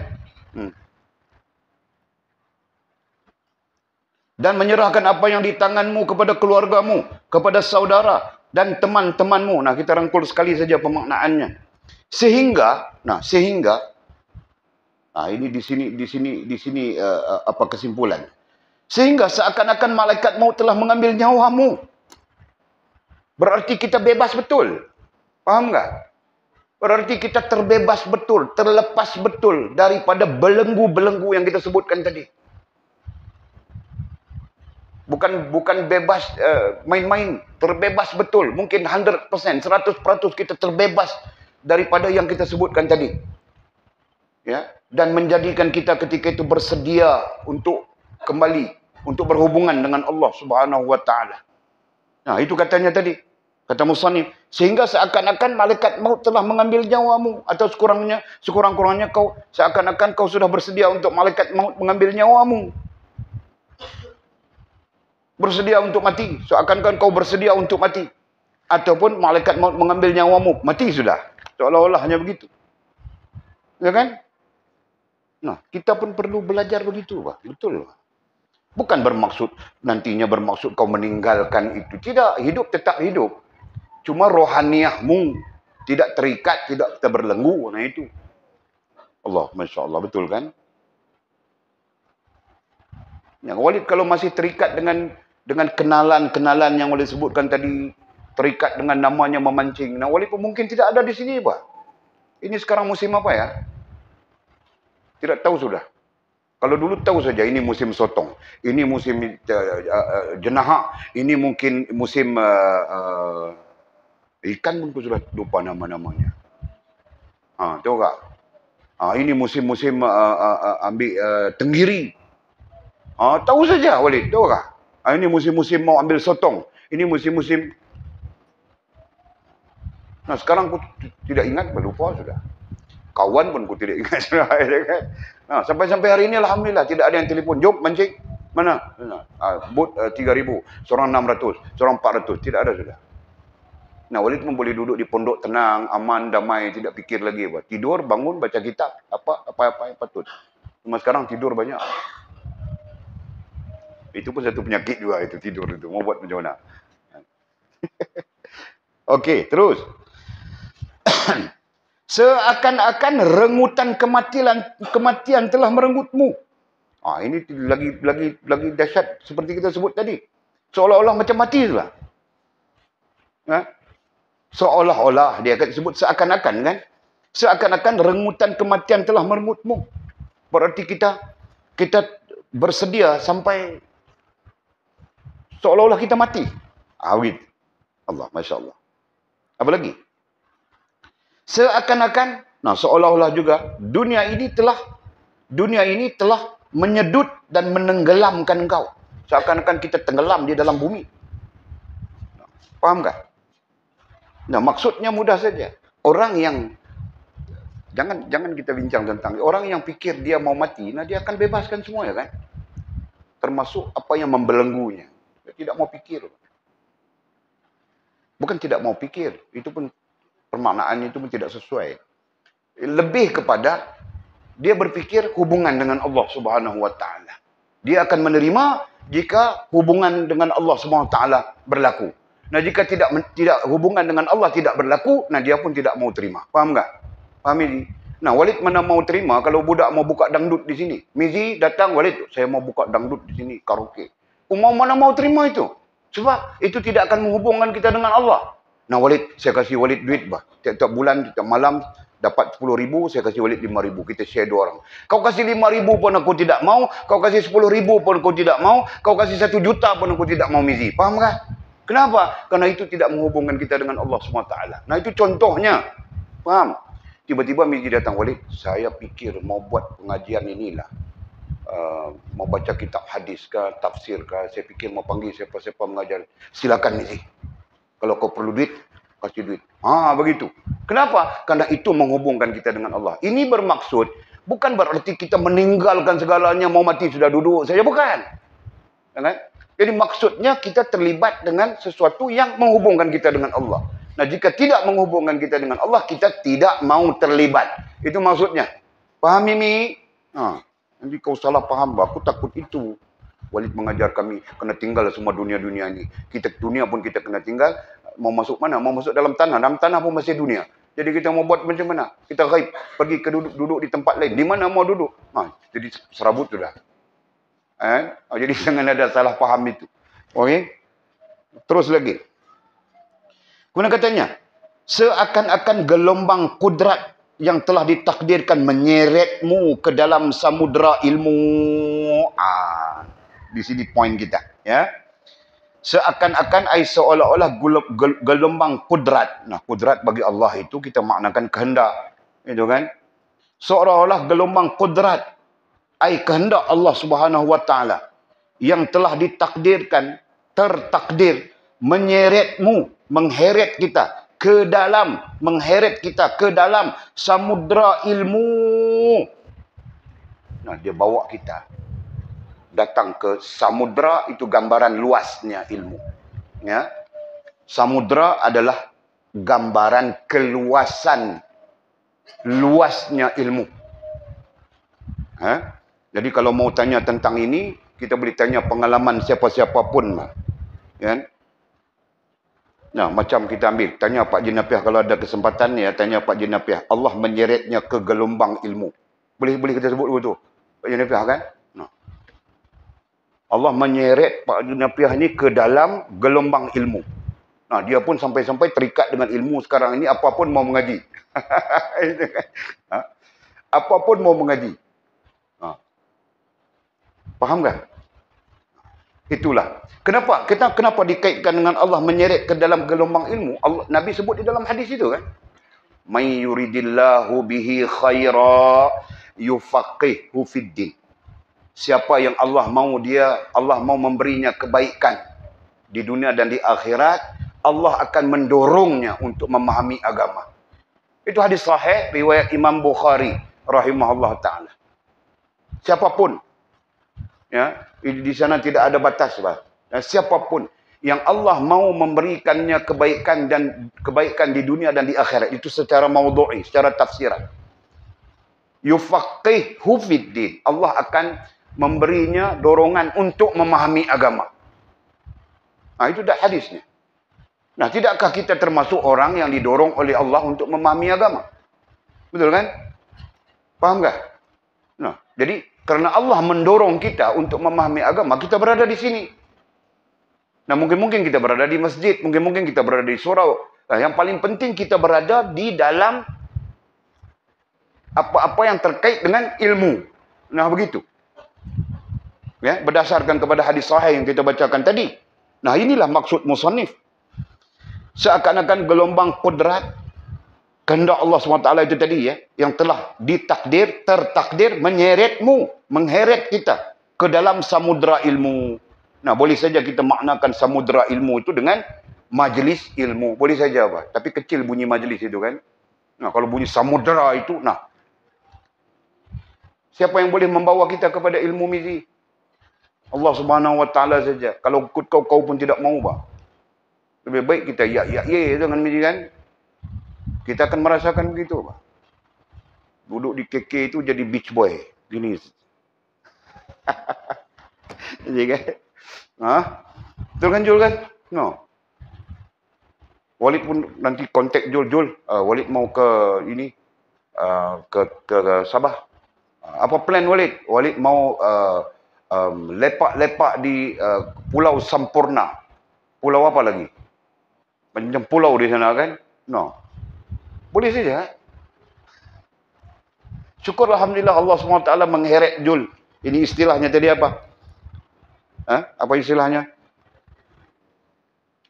Menyeretnya. Itu istilahnya. Allah SWT menyeret Jul ke majlis ilmu kita. Nah, Jul pun kalau sekarang ajak pergi karaoke tidak mau sudah. Mau lagi Jul? Nah, tidak mau, Pak. Walid pun kalau kau ajak, aku pun tidak mau sudah, Jul. Nah, tapi kalau 10 tahun, 20 tahun lalu kau ajak. Nah, kalau aku nyanyi, sama saja dengan penyanyi asalnya. Kau tahu ke Jul?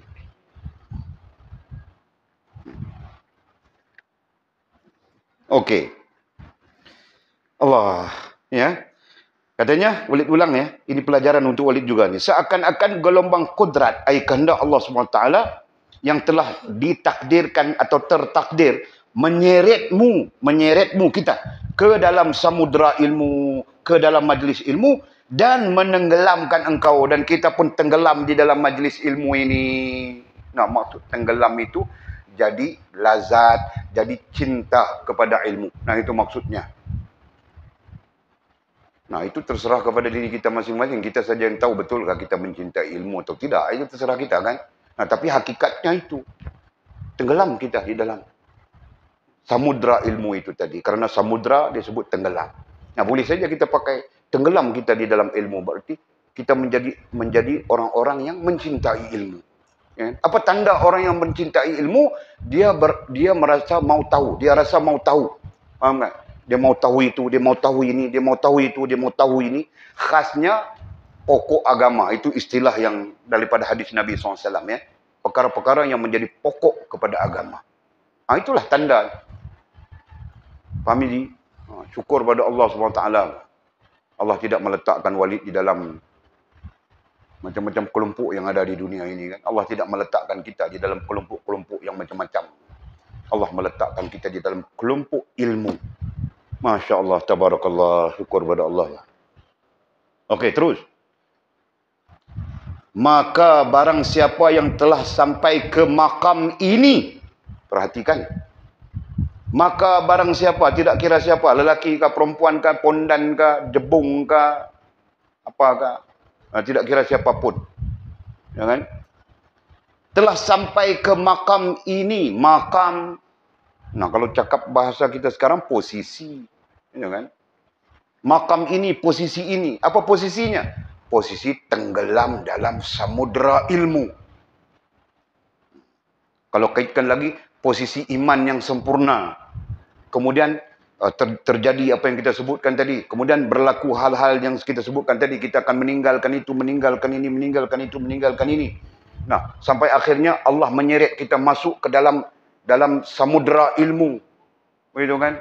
Nah, tenggelam di dalam ilmu. Berarti kita jadi menyintai ilmu. Nah, itulah makamnya. Itu satu makam, satu posisi. Nah, boleh tulis langsung, tidak langsung tadi. Nah, ini satu makam, ini satu posisi. Betul? Nah, Allah menyeret kita masuk ke dalam posisi ini. Menenggelamkan kita dalam posisi ini. Paham enggak? Nah, bukan semua orang akan boleh berada di posisi ini ya. Bukan semua orang. Jelas ya? Nah, hanya orang-orang yang Allah SWT pilih berdasarkan kepada hadis yang kita baca tadi sama saja. May yuridillahu bihi khaira. Siapa yang Allah menghendaki, Allah mahu mereka mendapat kebaikan di dunia dan di akhirat. Nah, berarti ada orang yang Allah pilih, Allah mahukan dia. Ada orang yang Allah SWT tidak mahukan dia. Begitu kan? Allah akan heret masuk di sini. Masuk di dalam lautan ilmu. Nah, kita katakan begitu. Walaupun kita di sini bukan lautan, bah. Sungai pun bukan. Parit pun bukan, bah. Kita cuma lopak-lopak ilmu saja. Ha? Nah, kita merendah, bah. Kita bukan satu tempat yang samudera ilmu itu. Kita cuma lopak-lopak ilmu saja. Nah, sekurang-kurangnya kita ambil manfaat daripada lopaknya dulu. Baru nanti masuk kepada paritnya. Baru nanti masuk ke dalam sungainya. Baru nanti masuk ke dalam samuderanya. Betul kan? Nah, kalau lopaknya pun tidak dekat kita, macam mana? Nah, itu majaz, itu kiasannya, metaforanya. Okey. Maka barang siapa telah sampai di makam ini, kita sebut sudah ya. Kalau nanti mau mencari makam ini di mana? Padahal kita belajar makam itu istilahnya lain. Nah, pertama sekali notakan makam yang disebutkan di sini terkait dengan iman yang sempurna. Notakan itu, ya. Nah, kemudian ada implikasi daripada iman yang sempurna berdasarkan kepada teks kita, berlaku begitu, berlaku begini. Nah, kemudiannya nanti kita di iman yang sempurna, kemudian kita mau catat apa? Masuk kita, Allah menyeret kita masuk ke dalam samudera ilmu. Berarti cinta kepada ilmu. Kita catatkan. Cinta kepada ilmu. Begitu. Ada dua hal besar di situ. Jadi mau menjelaskan apa ya? Mau menjelaskan makam ini. Nanti kita keliru dengan makamat yang kita bincangkan, kedudukan kerohanian. Jadi makam di sini tidak menggambarkan makamat. Makam di sini menggambarkan posisi keberadaan kita, rohaniah kita dari sudut ilmiah. Ya, itu. Jadi maka barang siapa yang telah sampai ke makam ini, maka ia tidak akan dipengaruhi implikasi daripada kita sampai di makam ini. Makam ilmu, tenggelam di dalam ilmu. Apa implikasinya? Maka ia fulan, siapapun yang kita sebutkan tadi, barang siapa. Maka ia barang siapa. Ya, tidak akan dipengaruhi. Tidak akan dipengaruhi atau dibahayakan oleh sebab-sebab. Maka ia barang siapa, tidak kira lelaki, perempuan, tua, muda, tidak kira siapa. Ya. Tidak akan dipengaruhi. Nah, ini kita bercakap tentang pengaruh. Dunia mempengaruhi kita sampai-sampai kita lalai terhadap Allah, itu maksudnya. Pengaruh. Nah, ada orang yang perempuan mempengaruhinya sampai-sampai dia tidak fikir lain, nampak perempuan saja. Ada orang yang harta benda mempengaruhinya, ada orang yang macam-macam keadaan. Ya, kalau perempuan, lelaki mempengaruhinya. Nampak saja si penjual durian Abang Sado itu. Mau jual durian saja, buang baju-baju yang menampakkan sadonya. Ini pun kepelikan sudah dunia, ya kan. Yang mau jual durian sama saja, yang mau jual bateri kereta, bateri yang terkangkang di atas gambar bateri itu adalah perempuan. Nah, ini pun heran juga. mau jual tayar, kan? Yang terkangkang di atas tayar itu perempuan. Seluar pun tidak pakai. Kan? Nah, ini sebahagian daripada eksploitasi, ya, yang diamalkan oleh masyarakat jahiliah. Okey, terus kita. Nah, itu maksud dipengaruhi. Ya, kita pun pernah belajar. Kita pun pernah belajar tentang dunia mempengaruhi kita. Sampai-sampai kita tidak peduli urusan kita dengan Allah. Kita lebih mempedulikan urusan untuk memuaskan diri kita. Betul? Kalau kita ada ini baru kita puas hati. Kalau kita ada itu baru kita puas hati. Nah, kita berpikir untuk memuaskan diri kita saja. Orang lelaki sebab dia penakut dengan bini saja. Kalau tidak penakut dengan bini, dia nanti menikah lepas menikah, menikah lepas. Nah, itu mungkin menikah. Nah, kalau tidak menikah, betul kan? Bukan hal biasa itu. Banyak hal terungkai sudah di sebelah Kuala Lumpur sana. Dia tidak menikah, dia mempunyai perempuan girlfriend 30 orang. Dia dalam Facebook, dia orang tengah berbincang sekarang, kena tangkap baru ini. 9 daripada 30 itu report. Mereka diperdayakan, nah, dia kena tangkap lelaki itu. Sedang melalui proses pembicaraan. Ya, dalam masa yang sama dia ada 30 orang girlfriend. Nah, itu maklumat. 30 orang itu selalu sentiasa memberikan dia duit. Nah, berarti kalau satu orang sebulan bagi dia 300, Walid cakap sudah sebelum ini. Satu orang kasih dia 300 sebulan.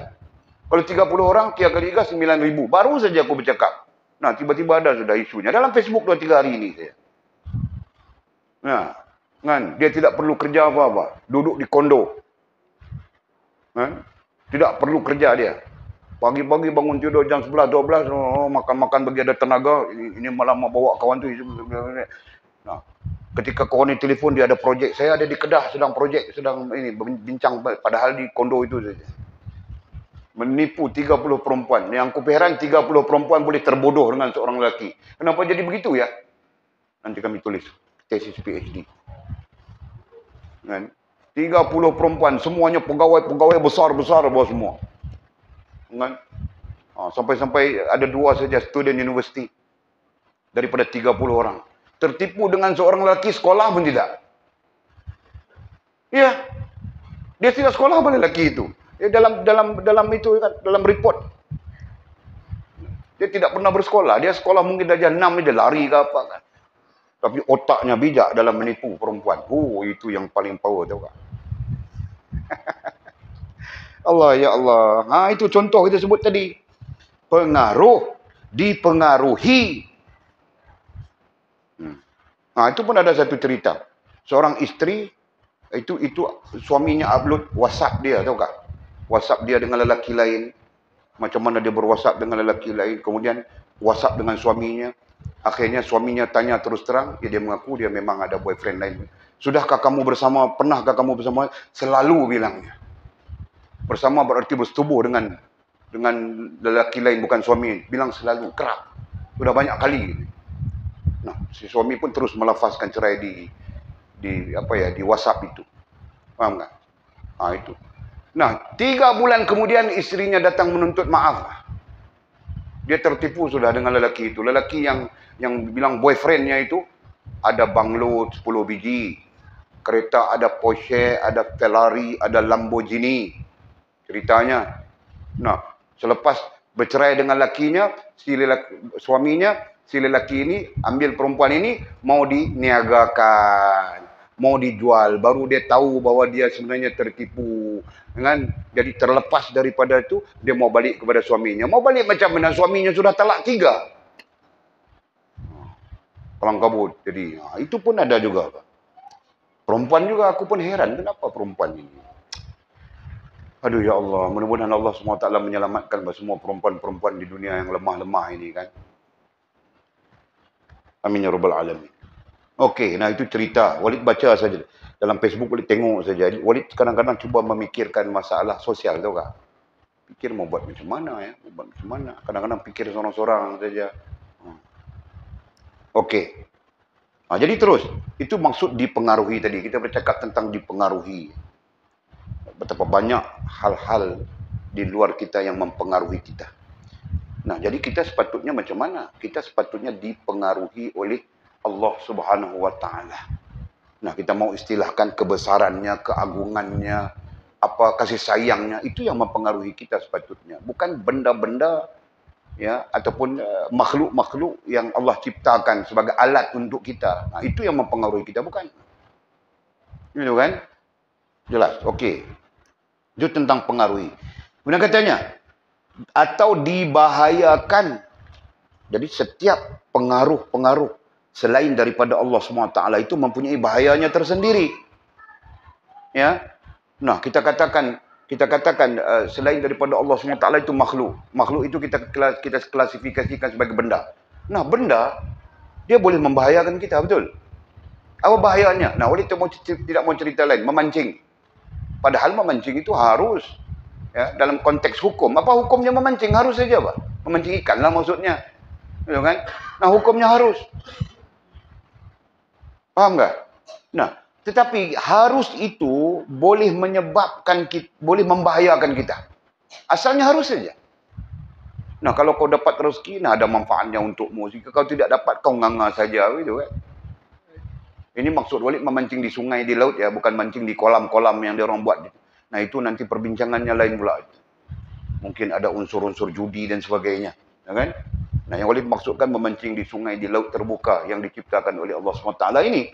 Nah, hukumnya harus. Tapi tetap yang harus itu ada bahayanya. Ya, apa bahayanya? Kau lalai daripada Allah SWT. Nah, itu contoh. Ada orang memancing sampai tidak solat. Meninggalkan solat. Ya kan? Nah, Walid dulu ada kenalan-kenalan yang ajak memancing. Nah, Walid bilang hari Jumaat ini. Nah, dia orang bilang kita solat Jumaat di tempat memancing. Nah, begitu tidak paham hukumnya mau solat Jumaat di tempat memancing, kau mau solat Jumaat macam mana? Itu kan? Allah, Masya Allah. Itu contoh. Jadi ada bahayanya. Bahkan apapun, ya kan? Yang nanti mempengaruhi kita ada bahaya. Telefon kita itu dia mempengaruhi kita. Nanti ada bahayanya di sana kan? Sama saja. Nah, itu termasuk makankah, minumkah, apakah. Life activity kita, aktiviti dalam kehidupan, semuanya boleh mempengaruhi kita dan sekaligus mendatangkan bahaya kepada kita. Nah, jadi secara umumnya bahaya itu adalah merosakkan hubungan kita dengan Allah Subhanahu wa taala. Itu bahayanya. Tapi di sini disebut oleh sebab-sebab. Nah, jadi kita bercakap tentang sebab-sebab tadi ya, contoh sebab mempengaruhi kita sampai kita tidak nampak lagi Allah Subhanahu wa taala. Sebab-sebab itu mempengaruhi kita sampai kita tidak lagi nampak Allah dan bergantung dengan Allah Subhanahu wa taala. Jadi nanti di sana Allah menjadi sepele. Sepele. Apa sepele itu ya? Allah menjadi ringan, menjadi sesuatu yang ringan, tidak kita beratkan. Sebab itu yang menjadi sesuatu yang diberatkan. Paham tak? Sebab musabab itu. Nah, itu yang terjadi kepada kita. Masya Allah, tabarakallah. Okey. Kerana sebab-sebab itu hanya akan berpengaruh pada zahiriahnya saja. Kenapa? Ya, mudah-mudahan nanti kita tenggelam dalam samudra ilmu, ya. Nanti tidak akan terpengaruh kita dengan hal-hal persekitaran kita dan tidak membahayakan kita dengan sebab-sebab. Kerana sebab-sebab itu hanya akan berpengaruh pada zahirnya sahaja. Kerana nanti sebab-sebab itu akan berpengaruh pada zahirnya saja. Maksudnya pada jasmaniah kita saja. Ya, ataupun dipanggil hukum jasmani. Itu istilah ilmunya. Sebab-sebab itu akan mempengaruhi hukum jasmani saja, tidak akan mempengaruhi hukum rohani. Faham kah? Nah, maksudnya, kau sakit, kau kena pergi jumpa doktor, bah. Kemudian doktor kasih ubat, kau kena makan ubat. Nah, itu itu pengaruh kepada hukum jasmani saja. Seperti mana kita hidup, kena makan, kena minum, betul? Nah, pengaruh hukum jasmani saja. Tidak sampai mempengaruhi hukum rohaniah kita. Nah, disebut lagi itu. Tidak kepada batiniahnya. Tidak kepada batiniah, tidak kepada rohaniahnya. Berarti sebab itu secara jasmaniah saja. Tidak akan mempengaruhi batiniahnya, rohaniahnya. Tidak mempengaruhi rohaniah kita. Ya, rohaniah kita tetap dengan Allah. Allah yang memberi mudarat, Allah yang memberi manfaat, Allah yang memberi sakit, Allah yang memberi sihat. Tetap begitu. Ya kan? Nah, jasmaniah kita saja. Nah, jasmaniah itu dipanggil adi, dipanggil adat. Ya. Nah, hukum jasmaniah nanti dikaitkan dengan hukum adat. Bukan dikaitkan dengan hukum syarak. Jelas ya? Begitu. Jadi adatnya kita makan nasi. Nah, kita kena makan nasi. Kalau kau bawa gandum sini buat roti makan, nanti kita sakit perut, cari jamban pun tidak cukup. Jangan berterabur jadi ya. Okey. Sebab-sebab itu kerana yang lain. Bukan kerana diri. Nanti sebab-sebab itu akan menjadi, tadi disebut mempengaruhi. Kalaupun sebab itu nanti mempengaruhi, nah dia mempengaruhi jasmaniah kita saja. Dia tidak akan mempengaruhi rohaniah kita. Nah, ini artinya apa? Artinya sebab-sebab itu kerana yang lain. Maksudnya dia akan mempengaruhi yang lain. Bukan kerana dirinya sendiri. Bukan mempengaruhi diri kita. Ya kan? Kalau mempengaruhi diri berarti mempengaruhi rohaniah dan jasmaniah. Tetapi sekiranya dia mempengaruhi jasmaniah saja, tidak mempengaruhi rohaniah. Nah, itu maksudnya dia tidak mempengaruhi diri. Sebenarnya kenapa? Karena rohaniah dengan jasmaniah itu bukan hal yang satu. Dia adalah hal yang berbeza. Betul? Jelas ya? Nah, rohaniahmu makan untuk hidup.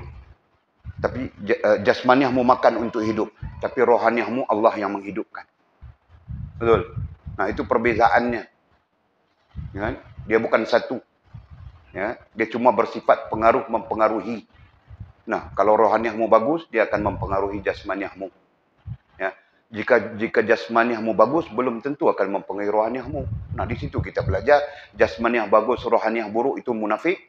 Kita belajar sudah. Ya kan? Nah, jasmaniah, rohaniahmu bagus, jasmaniahmu buruk itu fasik. Belajar sudah. Betul? Yang benarnya apa? Yang benarnya jasmaniah, rohaniahmu bagus, jasmaniahmu bagus. Itu mukmin. Ya. Okey. Jadi maksud ayat di sini sebab-sebab itu, sebab-sebab yang kita sebutkan tadi, yang mempengaruhi itu kerana yang lain, ya. Bukan kerana diri kita, ya. Bukan kerana diri kita, dia kerana yang lain. Nanti kerana orang kasih tahu itu ubat, jadi kita pun makanlah sebagai ubat. Mudah-mudahan Allah SWT melegakan kita. Dia akan jadi begitu. Faham kan? Bukan kerana dirinya sendiri, bukan kerana kita, berarti bukan kerana rohaniah dan jasmaniah kita. Jelas ya? Nah, jadi itu antara hal-hal yang akan terjadi posisi kita berada di makam yang kita sebutkan ini. Dan sesungguhnya itu terjadi betul. Ya kan? Memang jadi betul. Sekarang kita kalau apapun kita akan bercakap berdasarkan kepada Allah yang menyembuhkan. Contoh, jika sakit kita makan ubat, dia makan ubat. Yang menyembuhkan tetap Allah SWT. Kita mempunyai sense, kita mempunyai perasaan begitu, langsung tidak langsung. Begitulah hal-hal yang lain. Ya. Nah, kenapa? Kerana kita berada di makam ilmu, posisi keilmuan yang sedang kita sebutkan ini. Posisi pertama itu. Nanti membawa kita kepada lebih besar, sedar diri, ya kan? Dan seterusnya. Okey, kemudian kata musannif, wahai kaumku, kita berhenti di situ. Wallahu a'lamu bishawabihi atau kama qala. Allah, Masya Allah, Tabarakallah. Semakin banyak pengetahuan-pengetahuan rohaniah yang terbongkar. Mudah-mudahan Allah melimpahkan kepada kita pengetahuan itu. Amin ya rabbal alamin. Nah, ada soalan yang perlu dijawabkah? Wah, jam 10 lebih.